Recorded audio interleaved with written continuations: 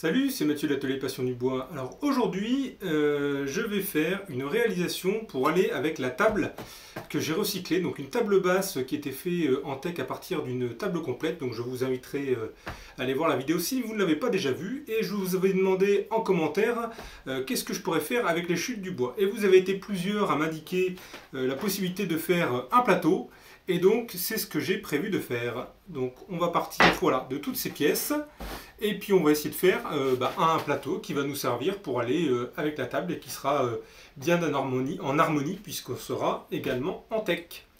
Alors je commence par recréer un tenon sur les petites planchettes que j'ai, parce qu'il y a un tenon qui est déjà existant, donc j'en ai refait un deuxième. Là je finis un petit peu au ciseau à bois et puis maintenant je viens poncer toutes ces lames. Le but c'est vraiment voilà, d'avoir un tenon de chaque côté pour pouvoir venir s'enficher, on va dire, dans mes deux baguettes qui iront de chaque côté du plateau.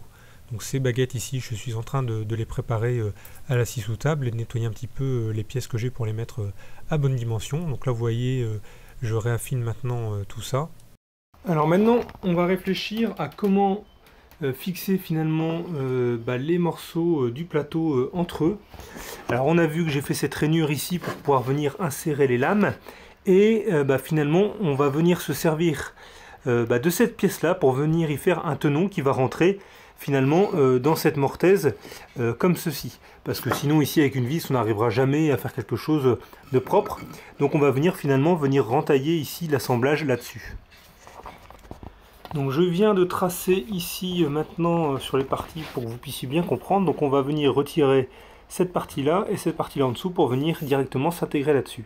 Alors maintenant j'utilise ma scie sous table à la volée, donc bien sûr ne le faites chez vous que si vous êtes vraiment confiant dans vos gestes, pour recréer ces tenons de chaque côté de ces parties arrondies qui permettront de maintenir l'ensemble du plateau. Je viens maintenant faire un dernier ponçage sur mes pièces avant de réaliser mon collage.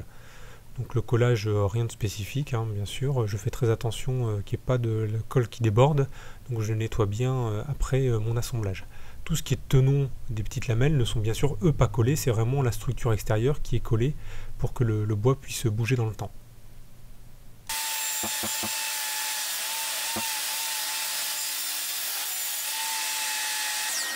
Et bien voilà, après un petit travail de ponçage, le plateau est maintenant terminé. Donc je lui ferai, je pense, une petite finition vitrifiée ou vernie. Je vous passe cette étape, il n'y a rien d'intéressant là-dedans. Déjà, je suis très content du résultat.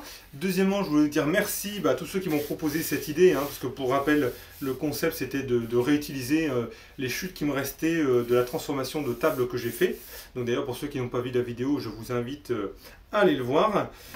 Et puis voilà, et bien, comme vous pouvez le voir dans le fond, il me reste encore des restes, donc n'hésitez pas à me redonner d'autres idées pour pouvoir encore une fois finir de transformer ce bois de teck que je ne vais surtout pas jeter, même si c'est des toutes petites pièces, parce que voilà, encore une fois, il y a moyen de faire des petites réalisations sympas avec, en profitant directement, on va dire, de la forme des pièces, parce que finalement, j'ai pas dû transformer beaucoup pour arriver à ce plateau-là.